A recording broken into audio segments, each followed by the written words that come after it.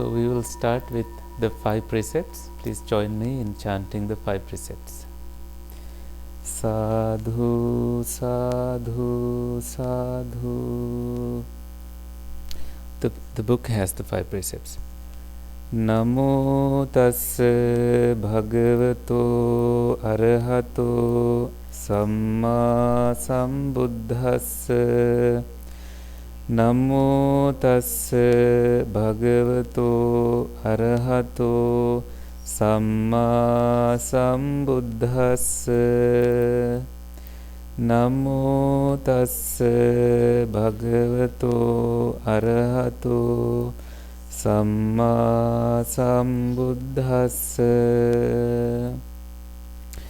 Buddhaṃ saraṇaṃ gacchāmi. Dhammaṃ saraṇaṃ gacchāmi. Saṅghaṃ saraṇaṃ gacchāmi. Dutiyaṃ-pi buddhaṃ saraṇaṃ gacchāmi. Dutiyaṃ-pi dhammaṃ saraṇaṃ gacchāmi. Dutiyaṃ-pi saṅghaṃ saraṇaṃ gacchāmi.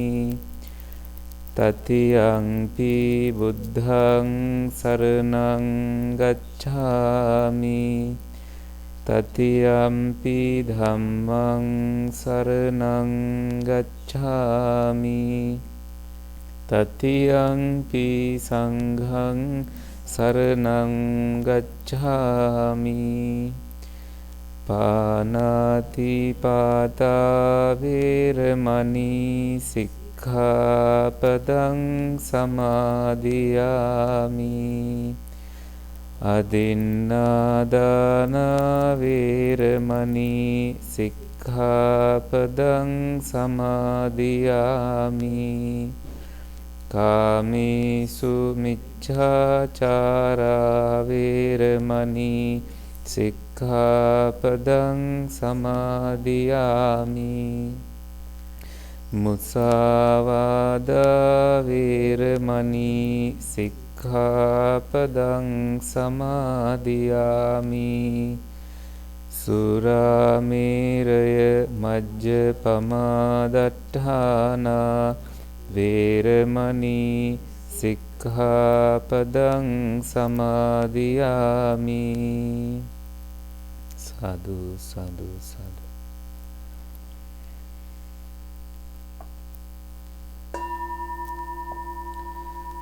So please prepare yourself for some quiet time with guided meditation.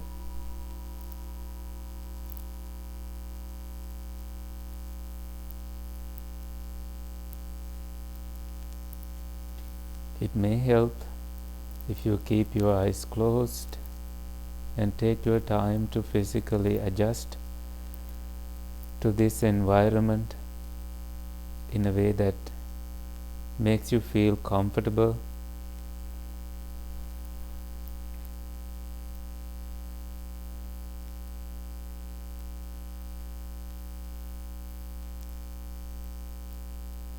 With some awareness of your body, begin to calm down, to relax,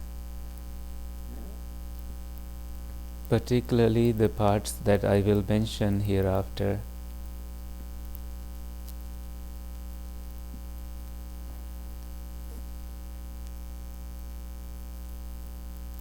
Relaxing the top of your head.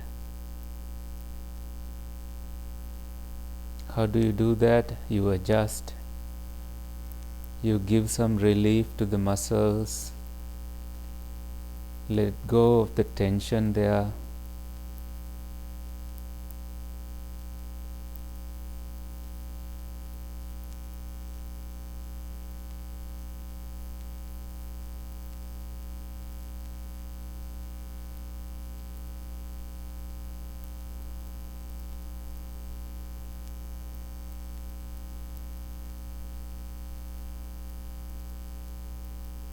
Relaxing the forehead,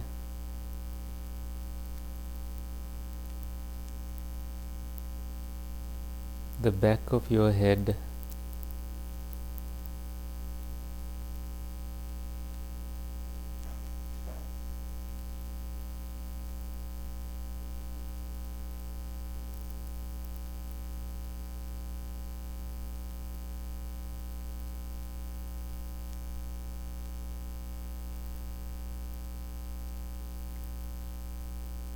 your face relaxed,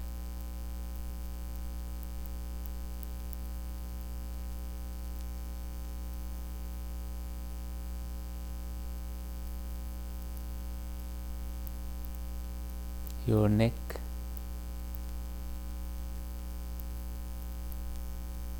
sometimes you carry tension in your shoulders. Let them be not too loose, not too tight.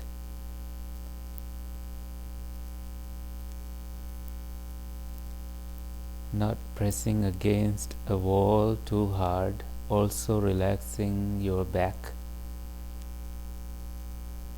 Making a straight line from your pelvic area to the top of your head.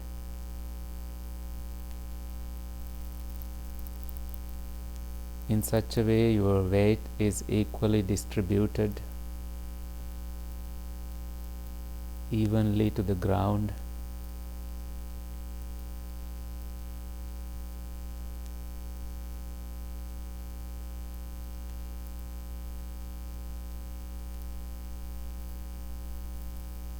Your hands, your fingers, your palms,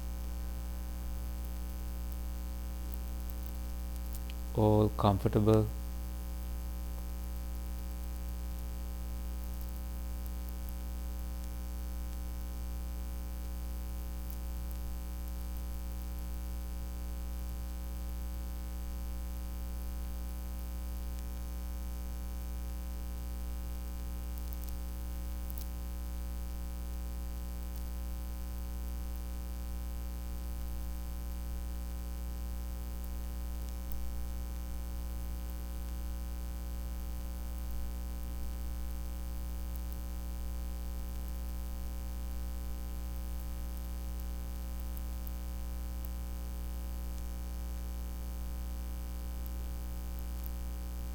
Your knees bent.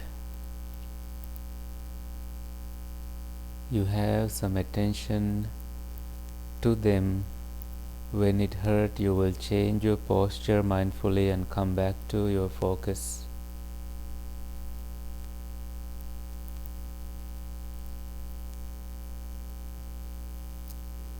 Further down, your shin bones, ankles, soles of your feet, and the toes.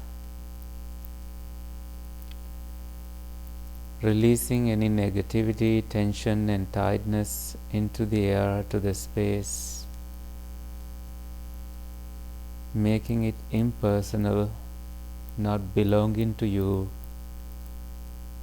letting things go, inviting positive energy back into the core of your body. You breathe in and breathe out comfortably, without much effort. Effort is to maintain awareness as things move with in-breath and out-breath, inhaling and exhaling.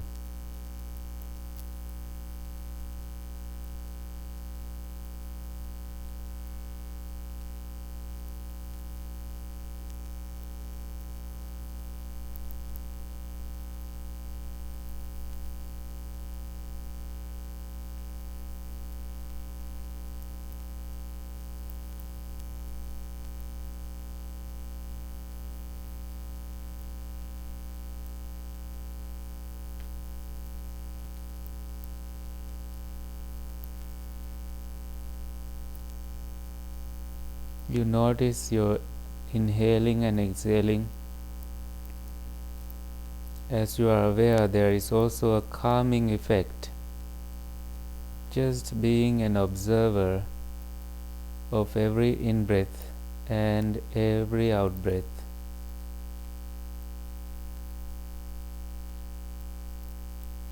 no color, no flavor, but it is happening right now.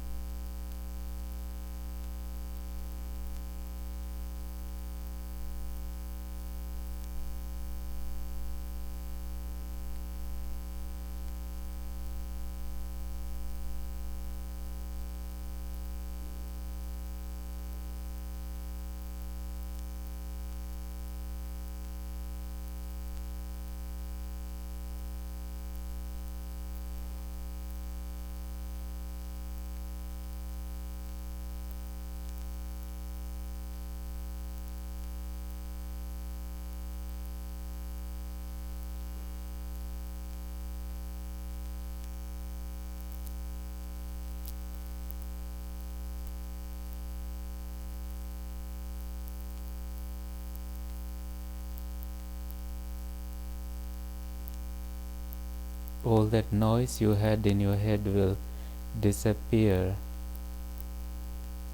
and calmness will arise. Tranquility will arise. All you do is just being aware of inhaling and exhaling.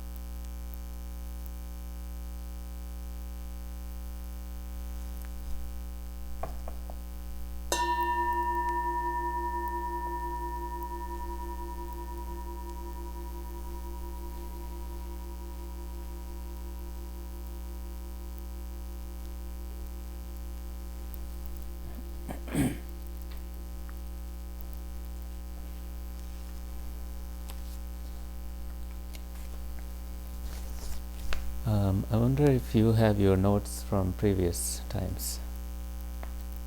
You don't? Who has them? Nobody? Okay. So maybe you might want to share. I have 5 copies, and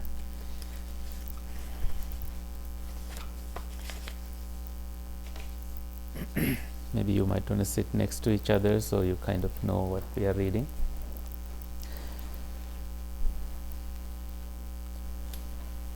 Some of those who's in, I have one.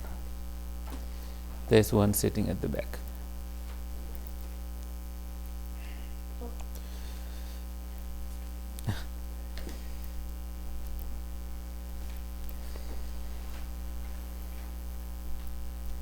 Some of those who were here when we began this discussion are not here today.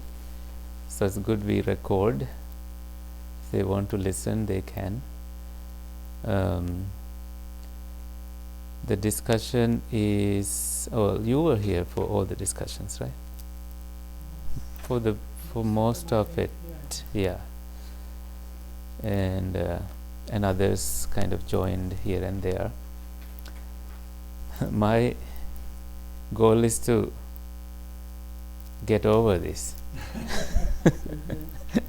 It's like never ending. I'm like, we are stuck in 52 mental factors, which is not good. So we can then switch to something else, something new. I think we are. So what we really need to do is, when we are in a discussion like this, is to like spark our curiosity on what these are basically, and if they speak to your mental cultivation, mind's cultivation. So in Abhidhamma, when we open this discussion, we know it's not ordinary sutras that we are discussing for this kind of a discussion, but normally what we do is we pick one of the teachings of the Buddha, like a sutra, and then we discuss that one. But then we came so far, we got bored of sutras, so to say. Not really, but we needed a break, because we were going from deeper ones to ordinary ones, and then back to really deep ones, and then coming, like preparing ourselves for an Abhidhammic discussion, because there was a demand for that also. So here we are with that. And last time when I did this, there was a question about. So we were actually discussing the occasionals on page 2, and someone asked the Pali word for occasionals, and then we found that it is. So it's also on the first page. The Pali word is on the first page under number 2, on very top, where you see this word P-A-K-I-N-N-A-K long A, Pakinnaka. So that's the Pali word, and this I later checked the meaning of it. That's what he needed. Miscellaneous is the meaning. So sort of like they may or may not arise in all, they don't arise in all the mental states. The first group, universal mental factors, which are called Sabba Chitta Sadharana, there are 7 of those. They always arise and they are present in our mind. And the list is down below. If you haven't read this before, it might be helpful for you to quickly glance through it, like contact, feeling, perceptions, a focus on something, and attention, sort of like putting your mind, directing your mind towards it more than focusing, you are kind of grasping it. And Jivitindriya, it's not really psychic life, it's just living. Someone has to be alive for them to have a thought. And volition, like intention. So all of these are like inseparable because they are all present in a mind, in every mind state. You must understand this as any mental state is always 7 plus. These 7 and then more. And we discussed why they are universals. Basically, if you really understand the ingredients here, the contents, you understand we have to have a contact, and there is a corresponding feeling which can be pleasant, which can be painful, which can be neither painful nor pleasant. And there is focus, there is attention, there is life faculty, there is intention. All of these must be present in every thought. That is why they are called universal mental factors. That's my basic answer to that. And then when we came to occasionals, we have 6 of those.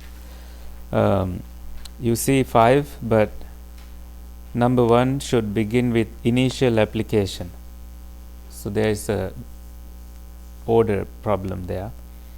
Under occasionals, you see initial application as the first one, and the number 2 is continued application.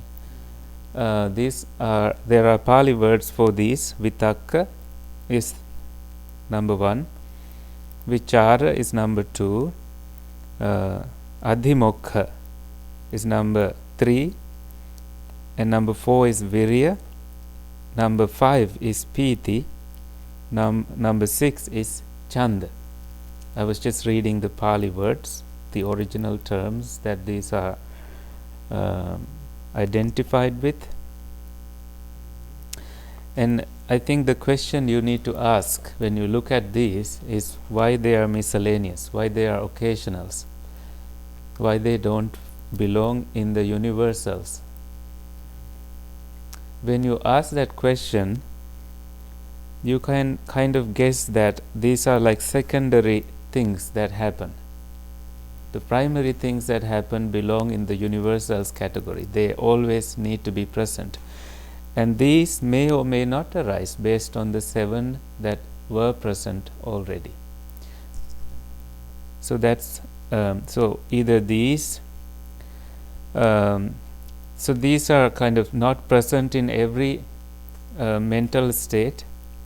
And now another question comes: why we have unwholesome mental factors also separated, which is the next one that we will be reading today. The goal is to just read and understand. This is a little bit like repetition because we did read up to beautiful mental factors, which comes on the other page.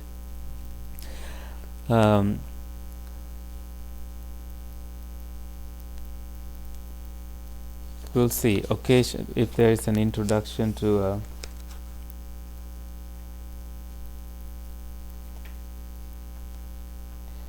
see the occasional mental factors. So if you see page 1, it's in bold letters as occasional, and then says 6 mental factors are called occasionals. Unlike the universals, they need not exist in every mind. So they are kind of distinguishing the occasionals with the 7 universals. And then it says there are 14 unwholesome mental factors. The first 4 listed below are present in all unwholesome states of consciousness. The others are variable. So even what this is saying is that even under unwholesome mental factors, there are universals that are common to unwholesome ones. So the first 7 universals should not be confused with those universals, because they are common to the unwholesome ones only. Okay? The others are variable. This you will understand as you come to know what they are. And then it says just listen, no need to kind of wrestle with it. There are 25 beautiful factors. 19 are common to all beautiful thoughts. See, there can be universals among the beautiful ones, and 19 of them are common to all the beautiful. So you find 19 in that in any beautiful state. 6 are variable. When it says beautiful, the Pali word is sobhana. And out of curiosity, you can kind of glance through the list, see some of them include, where is that? Where are they? Yeah. Like Saddha is a beautiful one, confidence. Mindfulness is a beautiful one. And shame of evil, shame of engaging in evil activities is a beautiful one. There are also, you might be wondering why shame is a beautiful one. It's because of shame that people abstain from doing wrong deeds. Therefore, it's kind of taking you in the right direction. That you feel ashamed of, you have felt it, or the society will blame you if you do that. That you don't want to have any black spots in your conscience. What is the word? Conscience. Yeah. So, because you are the final, judge in all these things that crosses our minds. So it is beautiful because it kind of saves you from doing stuff that are not good. Anyway, I'm not going to go through the whole list, but I gave you an idea of what they entail or what include. Yeah.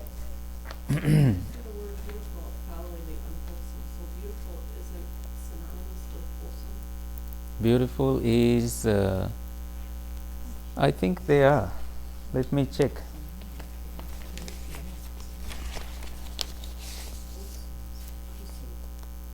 Yes, wholesome is kusala.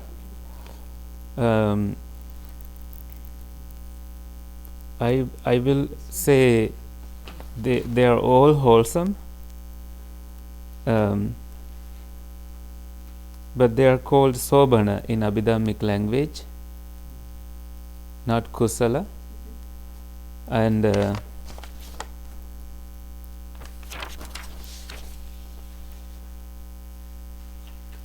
so I have notes here. They appear in all wholesome roots. So they seem synonymous. Yeah. Because they lead you from beautiful to lokuttara state. Lokuttara means beyond this world, beyond the human experience. That's their job, to invite you to a better place than where you are. It's a good question. But keep thinking about that. Keep thinking whether this is the best response. We might say no, they don't belong there. They don't belong under wholesome. Because for that we need to read the whole list. Okay. So I invite you to read with me the unwholesome mental factors, because you also need some activity here.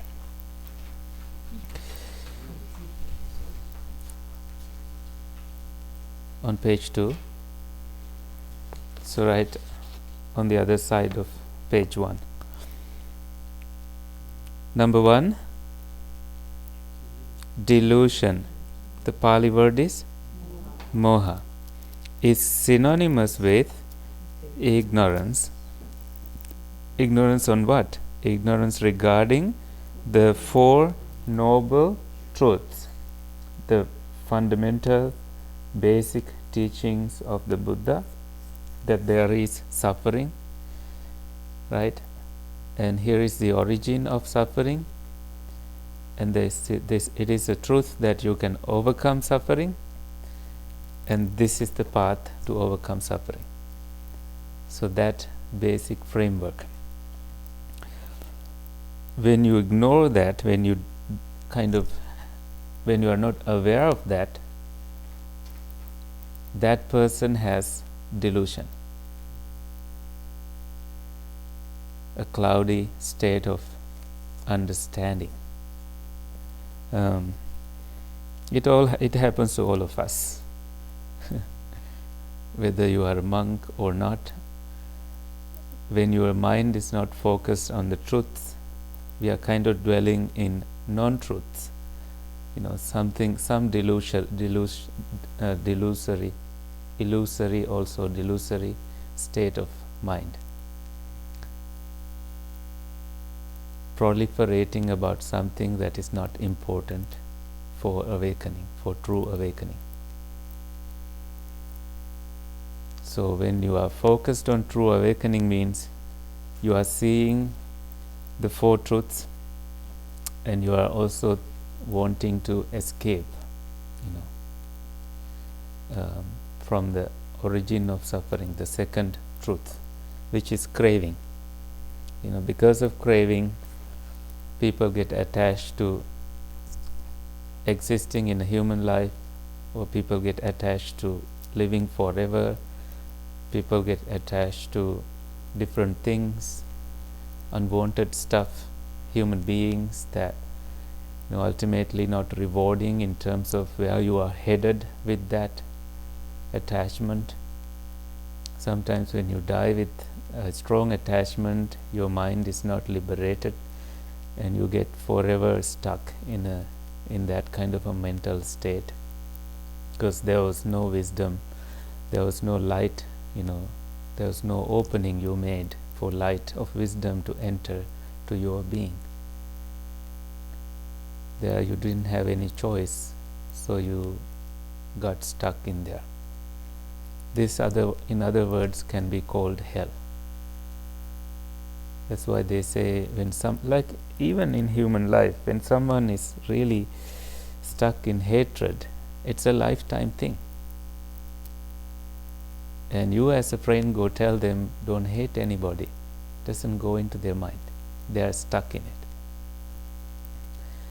So hell is here in that mental state. And they die with that. Probably if they didn't give up within this lifetime and they didn't cultivate loving kindness, so it's inevitable that they might be headed in a direction with that energy, still carrying that energy. Like there's no way light can enter because of the cloud of hatred that they have. So there is delusion there too. So that is not always there, because when you are listening to the Buddha's teachings or someone giving truth, delusion disappears. So it's not always present. So they are categorized under unwholesome mental factors. And then, like I said, shamelessness. It is also like shooting animals, innocent cats, dogs, to kill them, that you don't care that they are also living beings. So it's lack of conscience, not as a mysterious inner voice, but as an abhorrence towards evil. That you don't care it is your mother that you are torturing. You don't care it is your father that you are torturing.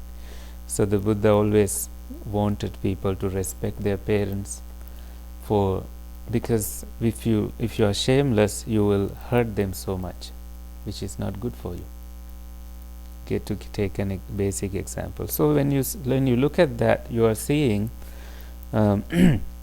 Abhidhamma gives us some opportunities to think about what we are dealing with in our day-to-day life.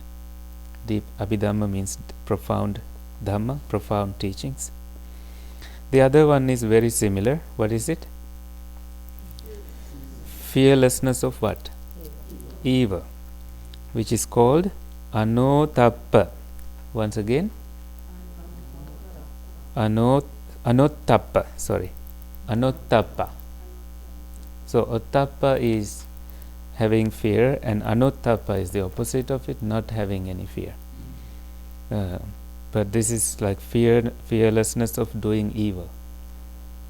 Some people fear doing that evil, therefore they abstain from it. Basically 5 precepts. Stealing, you see on CCTV camera, people look at it and still steal the stuff. And it may not be a need they have, but they have cultivated a habit of stealing. So when they see something, they want to steal.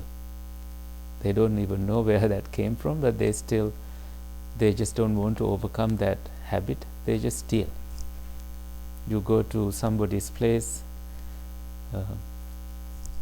you want to bring something home from there and not tell them that you are taking it. There are people like that.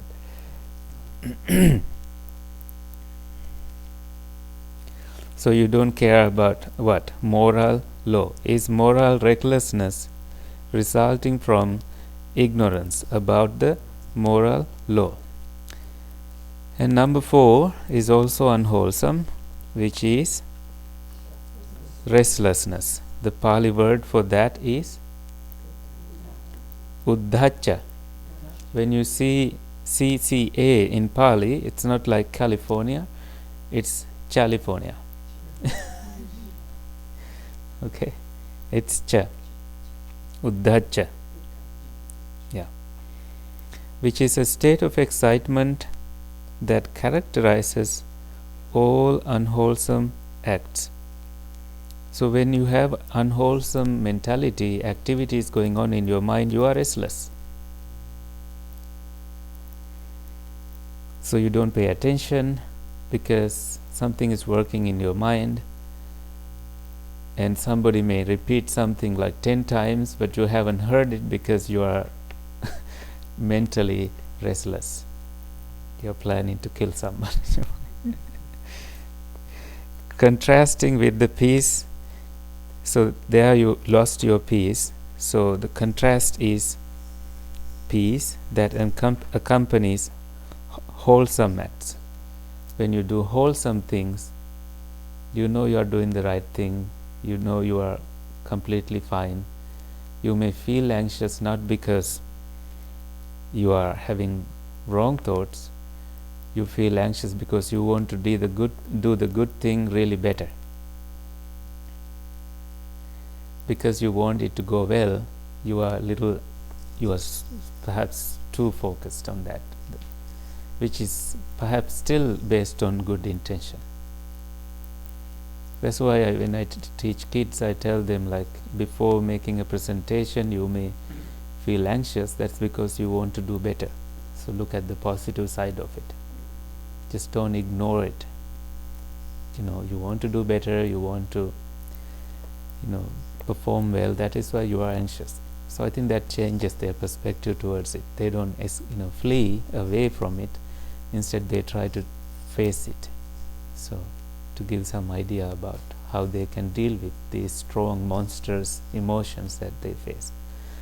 Like my teachers, when I was small, would throw me in front of the class. Their assumption is that I can do the speech, but they don't give me any clues of what to say. So all in my head, if they looked into my head, is I wonder like what to say, where to begin, where to end, what to say in the middle. It's good they did that in some way, otherwise I will never go forward. But it would have been better if they gave me a format, so I know how to begin, they want us to learn from others, but sometimes it's nice to have a personalized way of doing it. If the teacher understands you, they will say, you are unique, you can begin it this way and not the way that everybody else does. So that kind of attention will help. So less anxiety producing. 5. What is that? Attachment. The Pali is lobha, synonymous with craving, is one of the 3 unwholesome roots occurring in both gross and subtle forms. So this attachment can be present in subtlest ways that you don't even know of. Attachment to something that is not even important to you. Some books, sometimes you love knowledge too much and you chase it too much. Sometimes you don't even need that. And I know some people who love exercise stuff, so they buy all the books on Amazon that's about exercise, and they want to read them all.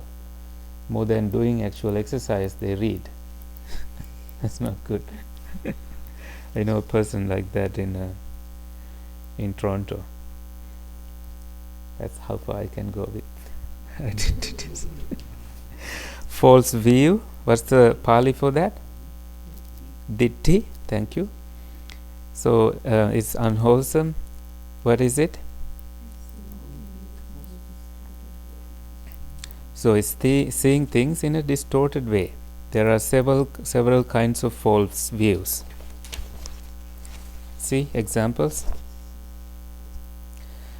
You can have a false view that there is an existent self. Oh boy, we can go in there if you want. And you can also have a view about eternalism, that this soul lasts forever, and the Pali is sassata ditti. Or you can have a sassata ditti, nihilism idea, that at the end of death everything ends, or at the end of 3 births in the future everything ends. Or it could be like in 5 births you don't exist anymore. So you can have those views. Therefore you don't care about anything, because it's going to end anyway. Moral value. That nihilism is called Uchcheda Ditti. Yeah, thank you. The view, so number 3 is view denying fruits of karma. Karma is basically your intention again, intention to engage in some activity. So what you do is, you think there is nothing in karma to worry about, so that nati ditti, view about nati, and causality, which is ahetuka ditti, so that you don't care about cause and effect. So there you think there is no hetu. The Pali then becomes ahetu. So ahetuka ditti, the view that belongs to no causes. And the moral law, ahirya ditti, so that you don't care about moral law, so you have no shame. Number 7, what is it? Conceit. The Pali's mana is self-evaluation which arises from comparing oneself with another as better, equal, or inferior. If you say someone is better than you, that is your conceit. If you say really good person is equal to you, that is also your conceit. If you say a really good person is inferior, or any being is inferior to you, that's also your conceit. You are making a measure there. All 3, the Buddha said, let go of them. Number 8, hatred, dosa. Not the dosa that you eat in the Indian restaurants. I'm doing this quickly because we are kind of redoing what we have already done. Hatred. What is it? Dosa, another unwholesome root. It is a negative response to the object, ranging from a slight aversion to destructive rage that is destructive. Number 9, envy. Issa. So irshava is the inability to endure the prosperity of others. This is associated with hate. So that previous unwholesome hatredness became also enviousness. Number 10, selfishness, macharya, that everything belongs to you and you only, not even to your cat. Is the wish to exclude. I just brought cat just for laughter. Cats are like that. They think everything belongs to them. Cats are like little cops living in the house. They observe everything you do, your bag, your visitors, and they need to admit you into the house. If not, you don't belong there. So,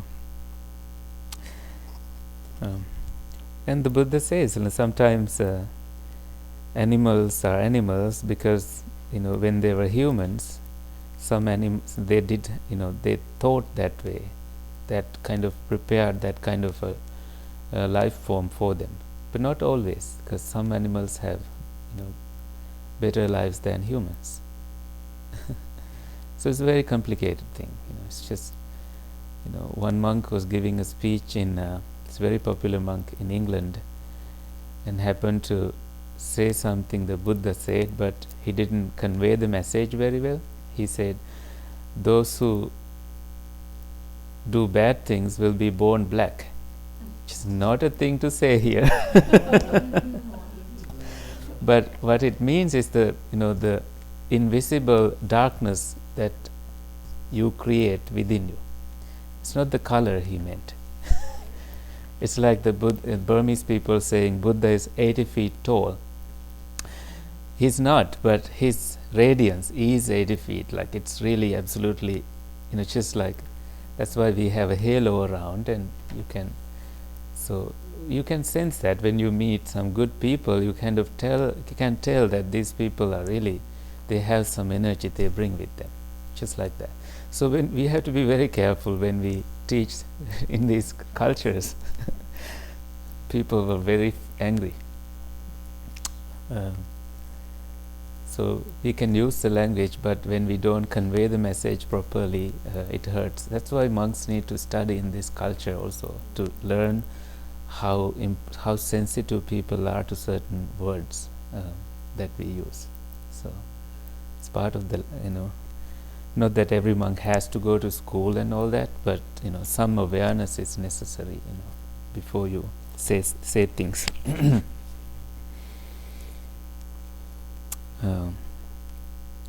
So number 11, worry, which is kukucha. Very much go with number, which one is uddacha? Where was it? Yeah, number 4, restlessness. The two are together, like uddacha is said and immediately after you say kukucha. So uddacha has that meaning, restlessness, and then kukucha has worry. Is remorse, brooding, and repenting over evil acts done in the past or good acts left undone. So do good. I wish I did that, the Buddha says, let go of both. Yeah, let go of both. 12 and 13 together. One is thina middha. One is thina, sloth. The other one is middha. Thina is sloth and middha is torpor. This pair indicates laziness or boredom, a frequent hindrance to spiritual progress. This could happen because you are lacking sleep, or eating too much, eating little, or tired after work, or haven't done any meditation for a long time. So it kind of, when you have sloth and torpor, you feel sleepy, lazy. I was sleepy in the meditation today because I didn't sleep well last night, so I knew that. So I knew why it was happening. Sometimes it's good to know the causes behind it, so you can get good rest before you sit again for your meditation. Number 14, final unwholesome one is doubt, vichikicha. is the undecided frame of mind, that you are not sure, you haven't decided whether this is right for you or not. Especially when you are practicing meditation, you are not totally convinced that this is what you should be doing. That happens. Or you are not totally convinced that what the experience you had was telling you something. You always need to run to a teacher. You can't learn from your own experience. You are suspicious, or maybe I'm making a wrong decision. At some point in your practice, you need to come to that stage that you let go of all the teachers and you keep one teacher, the Buddha, and your own practice as the teacher. Then you trust that you made some progress already by sitting still, and that if only you did a little bit more on that, you will go further. So you kind of learn from that experience. You do need spiritual friends and teachers, and I always say keep teachers like fire. Don't get too close, you get burned. Don't go too far away, you don't feel the fire. So keep them, in some distance. Because when you get too close to some teachers, you kind of become their friend, you lose respect, and even the right thing they say may not go into your mind because of how you associated that teacher. Kind of you saw them doing wrong things, so you can't undo it, unsee it. Yeah.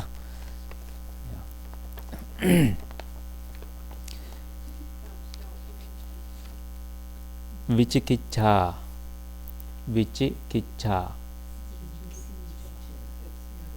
Yeah, cha. So vichikiccha. In Pali you have the cha sound and cha sound. So for cha sound, they only use one C and A, and for cha with aspirate, they use CHA. Yeah. So conceit is measuring yourself, comparing yourself Mm-hmm. to others. So the self-evaluation is a bad thing, or are we referring to Dhamma here, or in anything? Self-evaluation is in a way that is making you like in a state, putting you in a higher level or lower level, or that you are comparing yourself being low, but you think you are equal to them. It's kind of destructive in a way, because you don't pay attention to the good qualities of others. Self-evaluation to progress is good, but this I think the wording is wrong here. Yeah.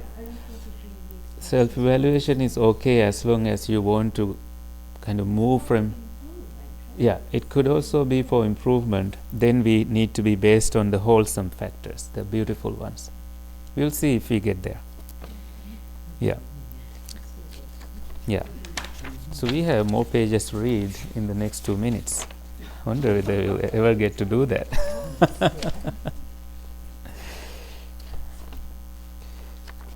If we don't stop in places and do it like at once, I don't think it will be effective. What do you think? Should we stop here?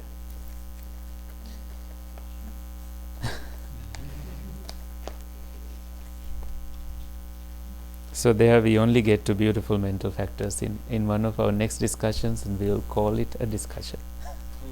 Okay? Perfect. And bring the notes. Thankfully I printed some today also. We can print always. Alright, thank you for coming. Any questions? Let's transfer merits. I don't have the book.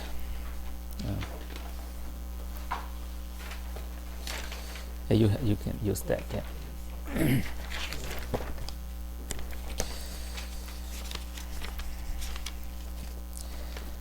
May suffering ones be suffering free, and the fear-struck fearless be. May the grieving shed all grief, and may all beings find relief. May all beings share this merit that we have thus acquired for the acquisition of all kinds of happiness.